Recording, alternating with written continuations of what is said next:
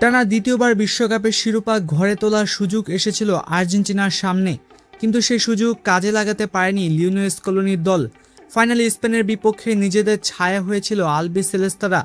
নিষ্প্রভ পারফরমেন্সে স্পেনের কাছে শিরোপা হারিয়েছে আর্জেন্টিনা। যুক্তরাষ্ট্রের নিউ জার্সির মেটলাইফ স্টেডিয়ামে স্পেনের কাছে 1-0 গোলে হেরেছে আর্জেন্টিনা। শিরোপা হাতছাড়া হওয়ার সেই যন্ত্রণা এখনও কাটিয়ে উঠতে পারেনি আলবিসেলেস্তারা। তার মধ্যেই তাদের জন্য এলো নতুন দুঃসংবাদ।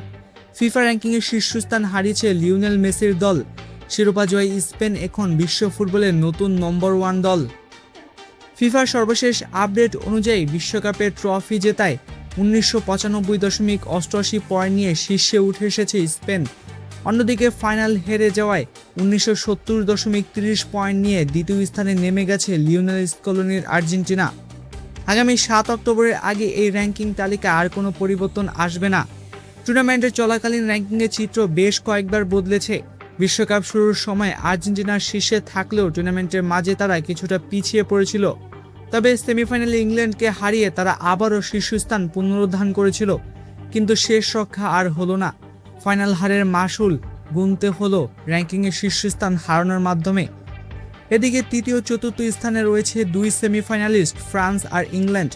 1948.97 পয়েন্ট নিয়ে তৃতীয় স্থানে রয়েছে ফ্রান্স, আর 1922.38 পয়েন্ট নিয়ে চতুর্থ স্থানে রয়েছে ইংল্যান্ড। অন্যদিকে এক ধাপ এগিয়ে শীর্ষ 5-এ ফিরেছে ব্রাজিল।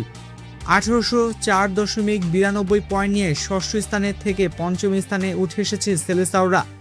এক ধাপ এগিয়েছে মরক্কো, সপ্তম থেকে তারা উঠে এসেছে ষষ্ঠ স্থানে। দুই ধাপ পিছিয়ে সপ্তম স্থানে নেমে গেছে পর্তুগাল। এক ধাপ উন্নতি হয়েছে বেলজিয়ামের, অষ্টম স্থানে উঠে এসেছে তারা। বেলজিয়ামকে জায়গা ছেড়ে দিতে নবম স্থানে নেমে গেছে নেদারল্যান্ডস। তবে 4 ধাপ লাফ দিয়ে শীর্ষ 10-এ জায়গা করে নিয়েছে মেক্সিকো।